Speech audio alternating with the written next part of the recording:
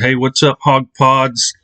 Here this evening. I got a special guest, been a longtime friend of mine. We've been friends for, I guess, about a decade or so. Probably knew each other long before that. I'm with Jordan. Jordan, would you take off and just give your name and your business name and your logo, how you come up with that? Yeah, thanks for having me on, Kevin. My name's Jordan Smith. I got the Ugly Farm Reptiles. The Ugly Farm kind of came to be with my girl Hannah.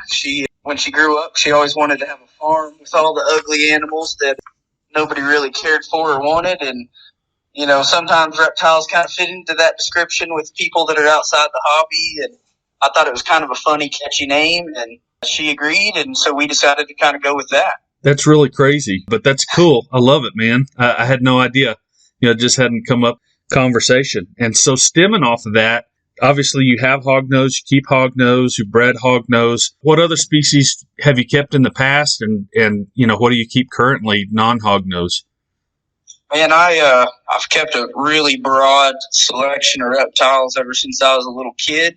My parents kind of first got me into it. They bought me some yellow belly sliders in probably 1998, and went on from there to have some leopard geckos and ball pythons, bearded dragons, kind of all the normal, more beginner type stuff, if you will. Through even middle school and high school, I bred leopard geckos and ball pythons, selling them to the local pet stores and people around the local area.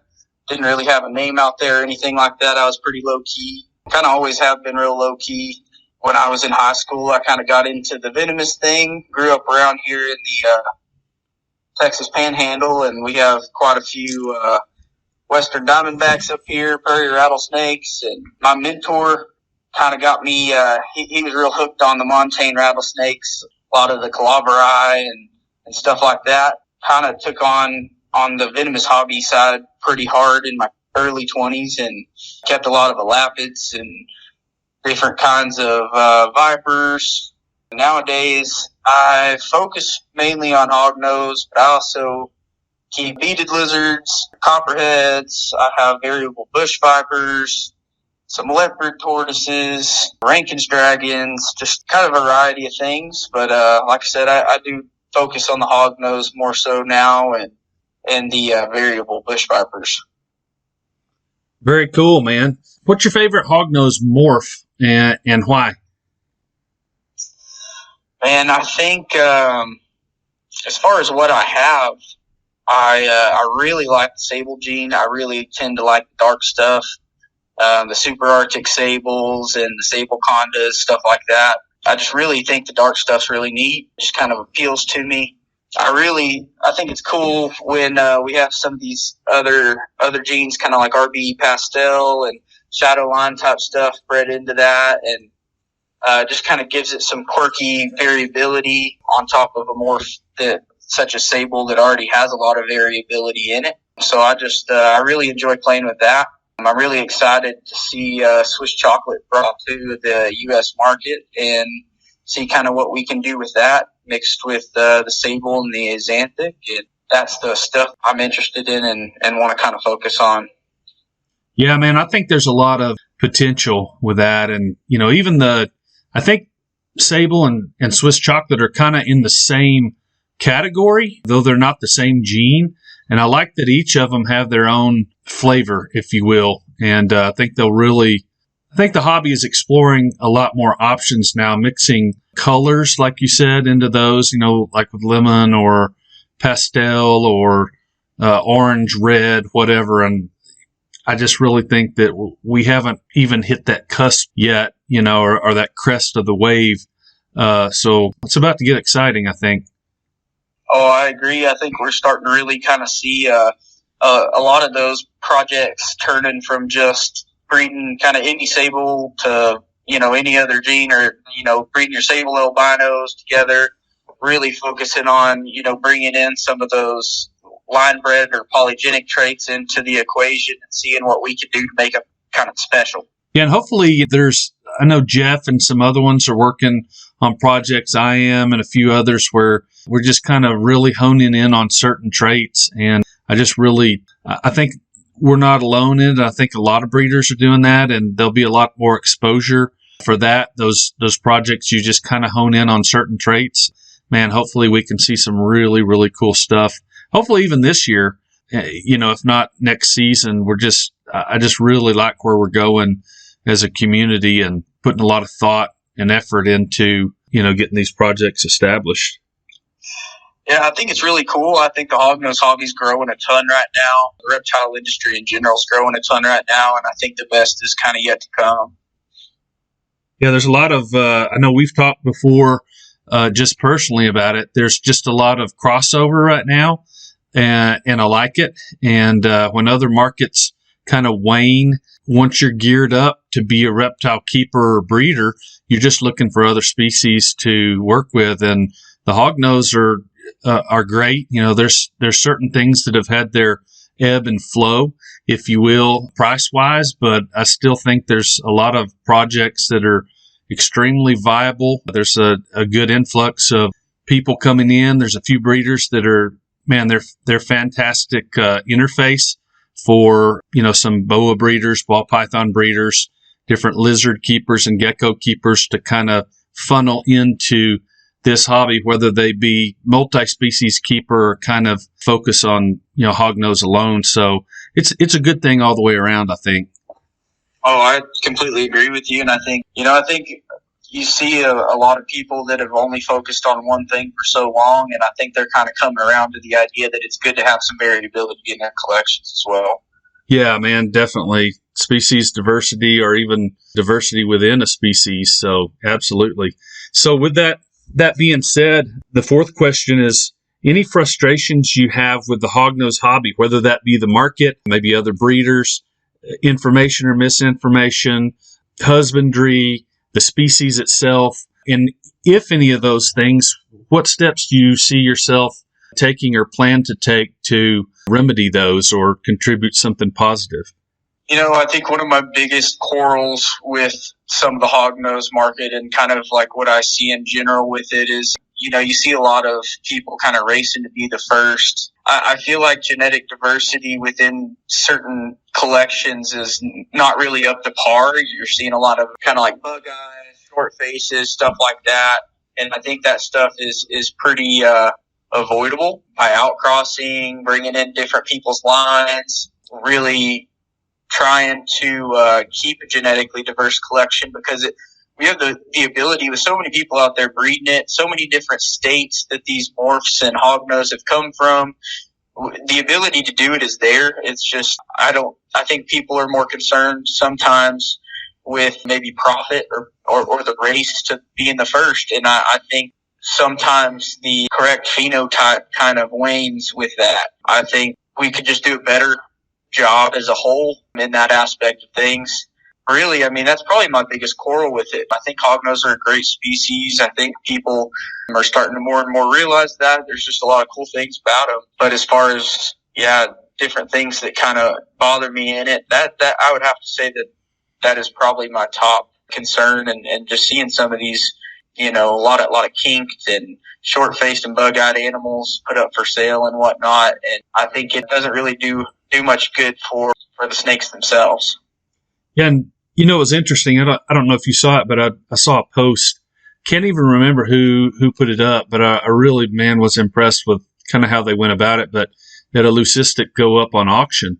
They were very transparent about what was going on, and the individual that won the bid on it expressed that, even though this animal has some kind of deformity, I'm still going to try to breed it. And they actually refused to, release it there. But it wasn't in a, spiteful manner. Everybody was really cool.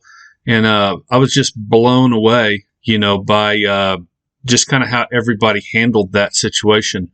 And that's just one of those situations where nobody wants to talk about it. It's the elephant in the room, I guess, is a good, idiom for it. What do we do with the animals that are infirmary type animals where they've got significant, kinking or turnip tail, or that have corkscrew when they crawl, or, I've seen them missing their rostrum completely, or bug eyes or no eyes, just a a myriad of stuff. Do we put them up for sale? And sometimes the bids go up. And I think as long as they're into a good home and somebody's willing to take care of them, I don't have a problem with it at all, with the animal being kept and remaining alive. But a lot of times I think folks go, it ain't a big deal. I want to breed for money, and it's a snow or it's a leucistic or whatever, and I can still cull later and, or hold back the problem animals later and sell the good stuff. But I guess that turns into an individual breeder having to, oh man, it's just a can of worms. Does that make sense where I'm going with that? Yeah, no, it definitely is a can of worms. And I don't think, I don't think culling those more severe animals is the wrong answer there, as long as it's done humanely. I don't have a problem with people rehoming those animals that can still have a good quality of life that shouldn't be bred, as long as they can be placed in trusted homes and it's done responsibly.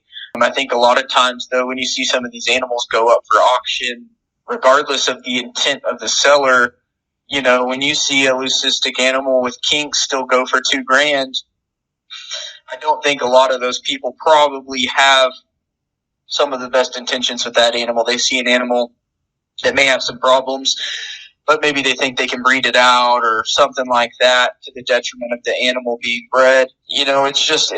Like you said, it is a can of worms, and it's a hard question, but yep. I think those animals could be maybe a little more quietly rehomed to people that we trust, whether that be a friend or somebody that's, really and truly, is going to be a pet-only home rather than being auctioned off on a site or something like that. I don't really necessarily think that that's always the best answer there. No, I get that. I do understand that. And it's just unfortunate situations that hit up all around. And I guess it boils down to each breeder's decisions, policy, whatever you want to call it, level of intended responsibility. And I do just want to take the moment to applaud those who I have seen who have put it forward that they're going to do whatever's in the best interest of the animal, and that expect that the home they go to will also be seeking the best interest of the animal. I know people that have taken on snakes that would never survive in the wild. They would have been culled by nature, whether that be it can't burrow and it's left out in the weather, or, a predator easily eats it, or whatever the case may be. And they went to pet-only homes where people took care of them to the best of their ability, or took care of vet bills. And it's honorable. I really appreciate folks like that. Oh, absolutely. Me too. There definitely is people out there doing it right. I just think, it needs to be talked about too, though. No, I agree with you, man. And like I said, it's a tough subject, and I appreciate your honesty and transparency. I know you've worked in the veterinary field and seen the downside to a lot of this stuff. You bet. I mean, I've seen my fair share of birth defects in dogs and snakes and all kinds of stuff. I was vet tech for 8 years and spent a lot of time in school and everything. And yeah, I mean, it's just part of raising any animal, really, whether it be from livestock to hognose. I think just making ethical decisions for those animals concerned and have the best interest in mind, and the best interest for the future progeny of the species that we love. As I was kind of kicking it over just a few moments ago while you were talking, it all boils down to selective breeding. And of course, that is left in the responsibility of each breeder. What are you selecting? What are you choosing to breed, and why? And I think most people that I know in the hobby don't, most of the people are patient, do their research. They look for animals that, okay, this animal shows good quality, I want to breed it. The other challenge is a lot of bug-eyed animals, when they're babies and you purchase them, you cannot tell what they're going to look like as an adult. I had a little baby albino that I bought one time and looked perfect. But by the time she was 100 grams, it was like gigantic tree frog eyes on a hognose. And it's just like, okay, things are different now. And I think a lot of breeders get stuck like that. And you go, okay, well, I'm going to cull later. Well, do you cull later, or when the babies come out, they don't look like the mama, so you think it's okay and it's all right to sell, and then kind of passing the buck? It happens. And I think a lot of times it happens unawares, but at least, trying to be as selective as you can for stuff like that, can be a challenge sometime, I guess. No, absolutely. And I think, you kind of have to be willing to eat it sometimes. That's it. I think in my opinion, if you get an animal like that and it ends up more bug-eyed than what you want to select for, or has issues down the road or something that it grows into that you wouldn't want to, if you wouldn't want to buy that animal as a baby the way it looks as an adult, I don't think you should breed it. Why would you breed it? Exactly. You know what I mean? Yep. I don't, like you said, some of those babies look fine when they're babies, and then they'll grow into bug eyes. Some of them grow out of it. Some of them, I've seen some babies born with bigger eyes that kind of seemed to grow into it and didn't look like they had a severe issue as an adult. But that's not something that I would want if I could prevent from having it in my collection. And if it did turn up, that's not something I would breed. I personally, it's just not what I want to produce or put out there. Easier said than done for some people, but I think the quality of the snakes and what the species that we all love here, I think their health and their progeny's health is more important than making that dollar in the end for me. This is not something that I do to make my main source of income. It's something I kind of do on the side and as a passion. And I think, maybe that is a benefit to having that as a side project and a passion project rather than a direct source of, my main income. But yeah, I mean, I just, I wouldn't want to try to select it out later. I think the easiest way to prevent that issue is to just not breed them. Yeah, and that's part of that selective breeding is it's going, okay, I'm faced with this dilemma. Here's an animal I've invested time in and effort in. Where do we go now with it? So, like for me with this snake, it's like she becomes a pet until I send her somewhere else to be a pet. It's just ethics, I know, is hard to transfer on others. It's kind of a personal and individual thing that you have to take on. And then as a community, a lot of people group together and kind of formulate under a single banner or idea. But yeah, I think there's a lot more ethical keeping that I'm seeing. At least it's in the forefront and folks are thinking about things. 10 years ago in the hognose community, it was like breed everything you can so we can get this thing going and see what we got. Now everybody's looking at it and going, okay, I'm not going to breed every female I have just to be able to sell $100 babies. There's some that do that, but I'm saying the selective breeding and selective pairing, I'm really impressed with how the hobby is taking a different look at things. So it's kind of cool. I think so too, and as it gets bigger and there's more snakes out there and there's more genetic diversity brought to the table, it's easier and easier to do as well. So it's kind of getting to the point where there shouldn't be much of an excuse for it. True. And I really agree with you there. I'm impressed, especially with the guys that are kind of leading the charge on this, really preaching the genetic diversity and trying to prevent these issues. I think it's come up in talks lately in some of the other podcasts. And, I mean, I am impressed with it for sure. There is always going to be bad apples out there, though. It's interesting, kind of not to play devil's advocate, but just to look at a different side of things.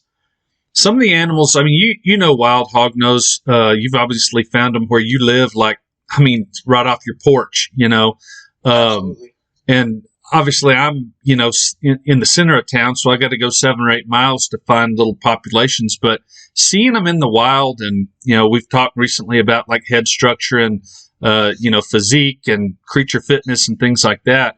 It's interesting because a lot of the animals in different places have variations of head structure, body structure, like for instance, Wichita Falls from us out here is like 2.5 hours away.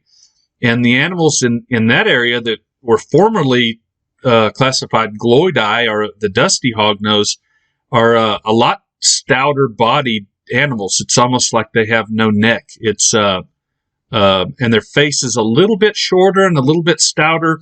Ours have a longer, more slender right before the rostrum. And, there's variations, but it's not like what we see in captivity sometime with certain bloodlines that get a true short face or not at all. I mean, you can go across the board. I mean, hognose range all the way from Mexico up to Canada, basically. And I mean, you can go. I think one of the best things you can do to look at that is you can go to iNaturalist in each state and look at hognose that are found in the wild, and you can see that what you're talking about, that small, difference in head structure, body shape, the thickness you're talking about in the formerly gloidi type hogs, and you definitely see a difference, but it's a huge difference comparatively to some of the stuff we see in some of these albino lines and such. Yeah, I mean, like that. Each line, I've kind of looked into it and just watched for certain patterns.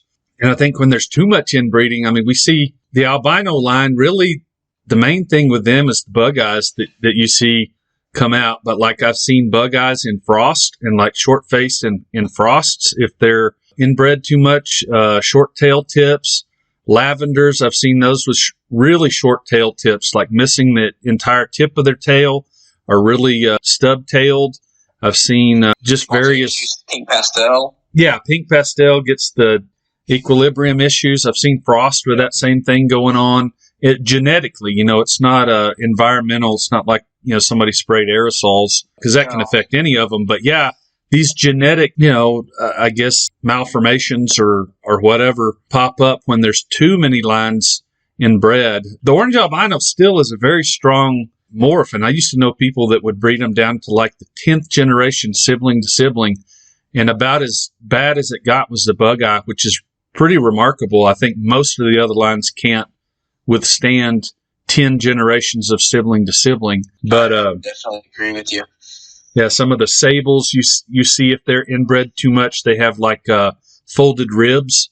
They'll either flatten out where they look like a flying snake, or it'll flatten out to where, top to bottom, they're maybe a half an inch tall, from their ventral to their dorsum, but the width of it is only, less than half that wide. It's really, I call it accordion spine. I don't know if there's a term for it or what, but I've seen sable do that. But I do know what you're talking about and have seen pictures of babies with that issue before. And, kind of like we've been talking about with this whole thing, I think that just all goes back to a lot of genetic diversity in some lines, being weaker than others and needing more outcrossing than others. And I think that's just why it's important that we kind of stay on top of some stuff like that.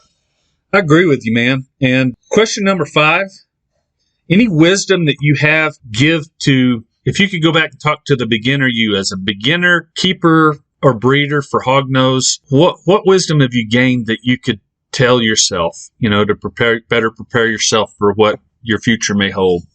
And I think from, my background with having is such a diverse collection growing up and having, my mentor owned an exotic pet shop here in town, and I kind of had a lot of variability and diversity at my disposal.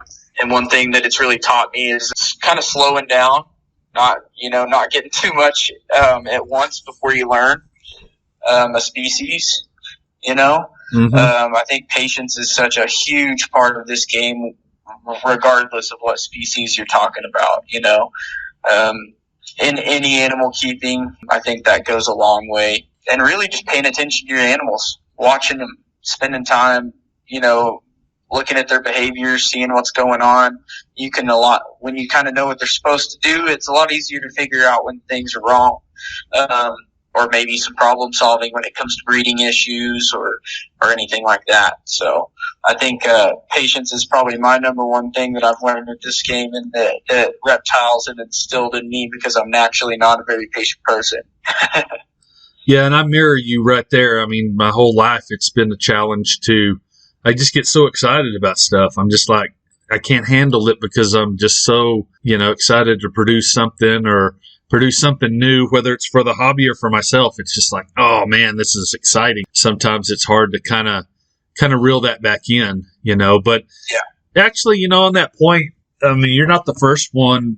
I mean, you'll hear some of the interviews when they come out and are broadcast, but I've had others that have said the same thing. Watch the animals. You'll see, I had one person that I talked to and she was like, watch the animals because they'll tell you, not in words, but they'll tell you with their reactions and their actions, what they're feeling, what they're thinking. I think it's just a fabulous teacher being able to have an animal show you about themselves. It's amazing.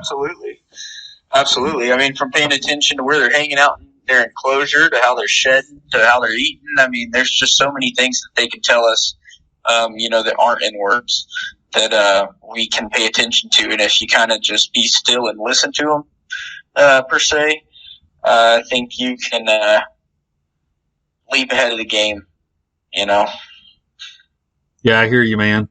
Well, that's going to wrap up our podcast tonight. I want to thank everybody for jumping on here. Jordan's details are going to be in the description, so make sure to check him out. He's on Instagram for sure. Are you on Facebook also? Not as the Ugly Farm. I kind of just stick to Instagram on that, but I am on Facebook as well as Jordan Smith. Yeah. Sweet. Well, you guys check that out. Jordan, thanks for joining tonight, and it's been great information. You bet, Kevin. Thanks, man. If you're a hog pod or you just want to share with anyone you know, we are offering a discount code for our books via our book printer, Book Baby.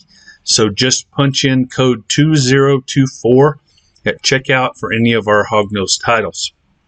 I've got a couple other titles on there you can check out as well. As far as live availability right now goes, I have 2 Arctic Lemon True Hypo, and one of them is Arctic Anaconda Lemon True Hypo. Beautiful greens on those, almost a gray color with the Arctic gene bleeding in. Those are very well started, so if you're interested in something like that, you can reach out to me. I also have a couple of the sables left. They sold really fast, sold a small group of those actually, so I only have males remaining at the time. That's from our high color line that are possible het Axanthic Frost. So again, visual sable males, well started, got some good coloration on those. They develop a nice dark orange color on the cheeks that extends down the neck. And they also have kind of a purplish gray color, probably from the shadow line influencing those sables. So real cool animals. Got several of those remaining. Stuff that's upcoming, I should have some reds, red anacondas, things like that. So feel free to reach out and I can help you with your hognose needs. Again, thanks so much for tuning in to the Hognose One podcast.